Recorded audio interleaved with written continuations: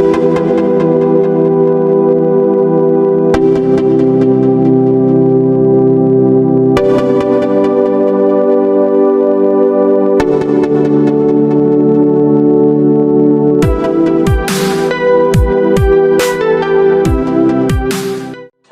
sebelumnya perkenalkan, nama saya Binti Nurmalika. Di sini saya akan bertanya-tanya kepada Masnya ya. Sebelumnya saya pengen tahu dong Mas, namanya siapa? Saya Reji. Reji. Oh iya. Mas Reji. Terus Masnya ini di sini di BPJS Kesehatan ini posisinya jadi apa? Saya sebagai staff. Oh, jadi staff ya. Iya. Jadi kalau boleh tahu tugasnya jadi staff ini apa aja Mas? Tergantung, kita ada beberapa bagian ya. Ada bagian staff kesehatan gitu. Kalau ada juga staff umum gitu. Ada staff terkait peserta. Nah, kebetulan saya kalau di sini bagian kepesertaan. Bagian kepesertaan. Kalau kepesertaan ini tugasnya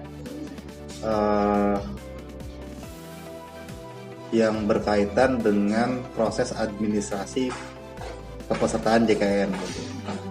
Entah itu penonaktifan, pendaftaran, seperti itu. Kurang lebih seperti itu secara garis. Keanggotaan ya? Iya, betul. Baik, yang selanjutnya ini kan kita pengen tahu nih, pengen mengenal BPJS Kesehatan. Kalau boleh tahu, tolong dong Mas jelaskan BPJS Kesehatan ini lembaga yang seperti apa kayak gitu.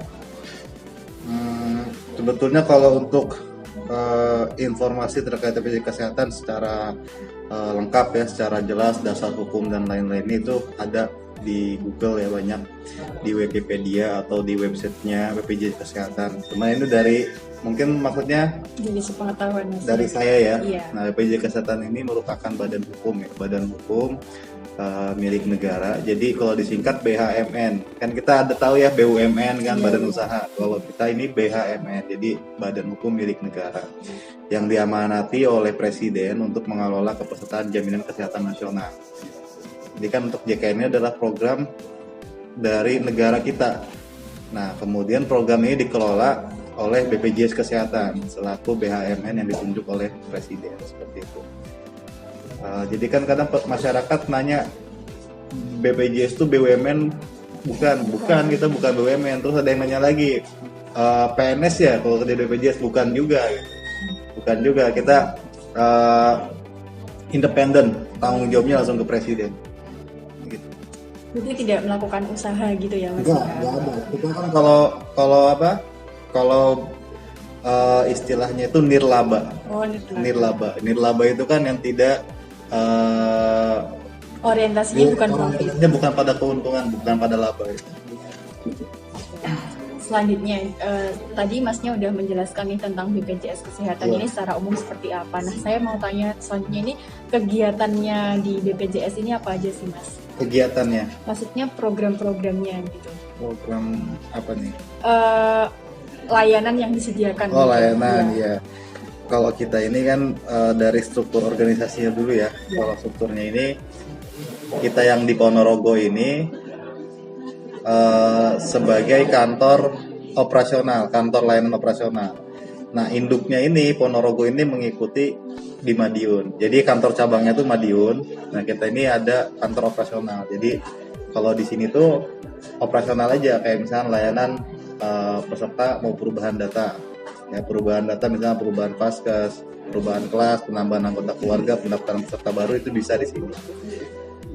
Tapi sekarang ini sudah agak berkurang ya jumlah kunjungan peserta yang datang ke kantor. Kenapa? Karena kita nih BPJS Kesehatan sudah membuat kanal-kanal layanan online yang bisa diakses oleh peserta lebih luas. Kalau dulu kan kita cuma sekedar aplikasi mobil JKN. Nah, tapi kita juga berpikir bahwasanya tidak semua masyarakat itu bisa mengoperasikan aplikasi. Nah, makanya kita membuat layanan Pandawa yang basisnya ini melalui WhatsApp ya. Jadi itu banyak sekali sekarang masyarakat yang memanfaatkan layanan Pandawa karena memang selain lebih praktis, fleksibel ya, kita bisa dari mana aja gitu, nggak perlu capek-capek kantor. Kalau kantor kan belum antrinya, tapi kalau misalnya kita lewat Pandawa, walaupun antri nggak berasa antri karena kita kan nggak bisa sambil melakukan aktivitas yang lain, misalkan sambil masak gitu kalau ibu-ibu. Atau kalau misalkan yang kerja bapak-bapak bisa sambil di kantor, nggak perlu datang ke kantor gitu. Ya kurang lebih seperti itu layanan-layanan yang ada di kita ini. Oke, selanjutnya pihak yang terlibat dengan kantor BPJS ini siapa aja Mas? Pihak-pihak yang terlibat, mungkin pihak eksternal gitu. Maksudnya mitra ya? Iya.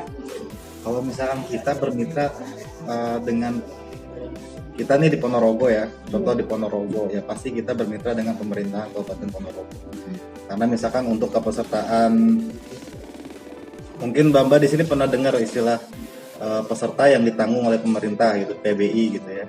Nah itu kan kita bermitra dengan pemerintah Kabupaten Ponorogo yang ditunjuk PIC-nya oleh pemerintah Ponorogo itu dinas sosial. Nah, kita bermitra dengan dinas sosial, kemudian dengan dinas kesehatan, dengan seluruh rumah sakit yang ada di Ponorogo, dengan seluruh puskesmas yang ada di Ponorogo. Integrasi ya? Iya, kalau untuk puskesmas, rumah sakit itu pasti kita bermitra gitu. Cuman kalau kayak klinik, dokter pribadi memang ada yang sudah bermitra dengan kami, tapi ada juga yang belum. Seperti itu. Oke, selanjutnya bagaimana sih proses atau mekanisme untuk orang tuh kalau misal mau buat BPJS tuh gimana proses atau mekanismenya? Langkah-langkahnya ya? Iya, langkah-langkahnya. Oke, contohnya misalkan ada Saya contohnya. mbaknya, namanya siapa mbak? Tadi belum kenalan. Binti. Binti. Iya. Oh ya Binti ya. Misalkan Mbak Binti ini belum terdaftar sebagai peserta JKN, nah mau mendaftar sebagai peserta mandiri.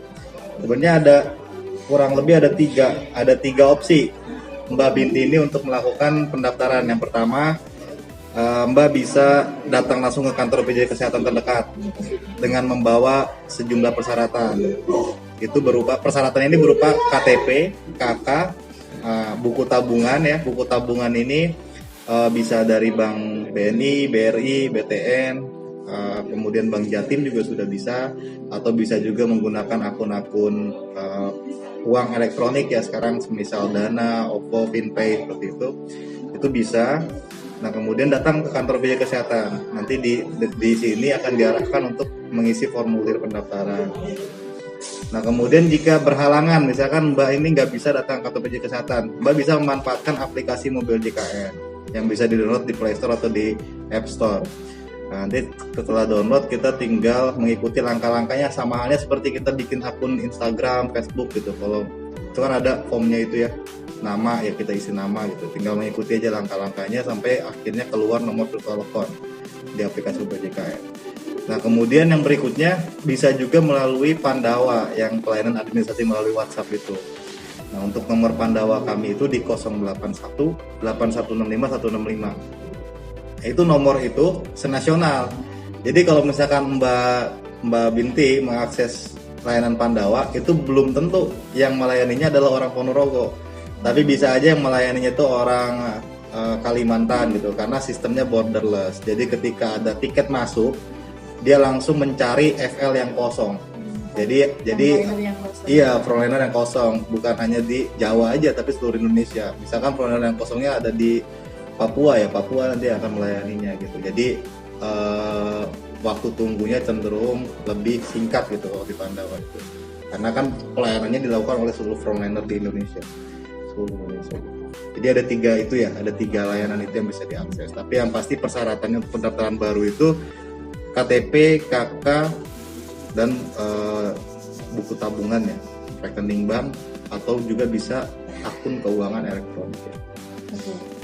Selanjutnya, kira-kira nih keuntungan dari masyarakat nih menggunakan BPJS itu apa aja Mas? Keuntungannya? Iya. Jadi gini, kemarin itu kita baru aja roadshow untuk sosialisasi ya ke seluruh kecamatan. Jadi setiap kali kita sosialisasi, kita selalu menyampaikan bukan keuntungan tapi mensosialisasikan apa itu program JKN. Nah, JKN ini itu adalah semacam asuransi kesehatan, tapi dia sifatnya itu gotong royong. Beda sama asuransi kesehatan yang swasta gitu. Kalau kita ini kan memang program dari pemerintah, kemudian kita yang mengelola, itu sifatnya gotong royong. Nah, gotong royong ini artinya gimana? Saya kasih analogi, misalkan satu orang yang sakit yang melakukan cuci darah itu bisa dijamin ya, bisa dijamin atau bisa ditanggung oleh kepeserta JKN ini atas iuran 100 orang lah, kurang lebih 100 orang aktif. Jadi yang sederhananya yang sehat ini membantu yang sedang sakit, nah yang sakit ini terbantu oleh yang sehat. Iya gitu. Terus saya juga sering memberikan analogi kepada masyarakat tuh seperti ini. Misal bapak atau ibu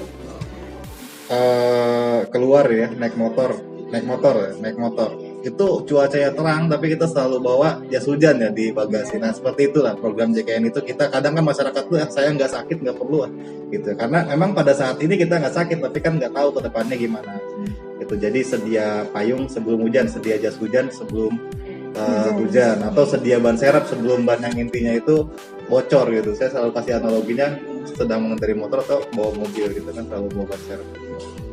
Nah itu keuntungannya.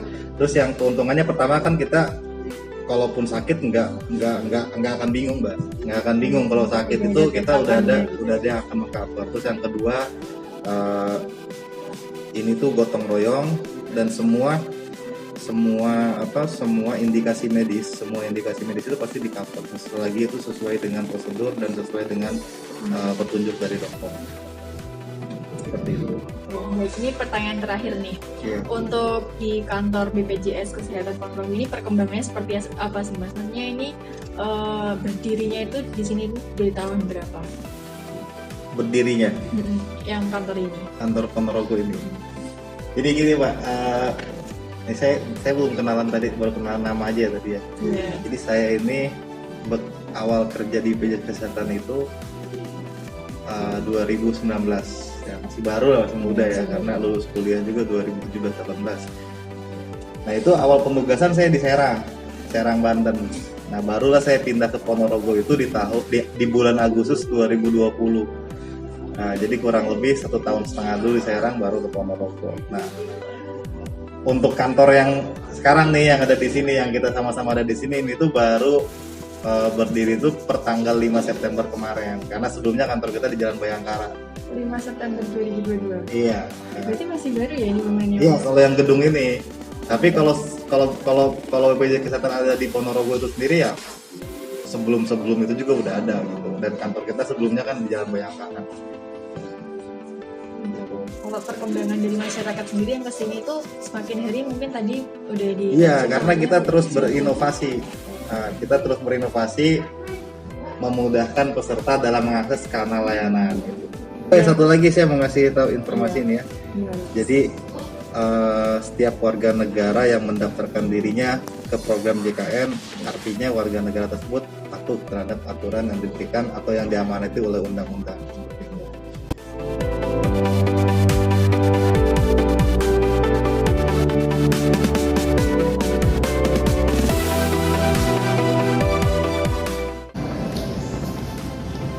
Saya Desi Dwi Handayani dengan NIM 214207050. Saya Ananda Puspa Samyatika dengan NIM 214200745. Saya Sulistiawati dengan NIM 214207717. Saya Sally Dwi Ariana dengan NIM 214200759. Saya Binti Nurmalika dengan NIM 214200720.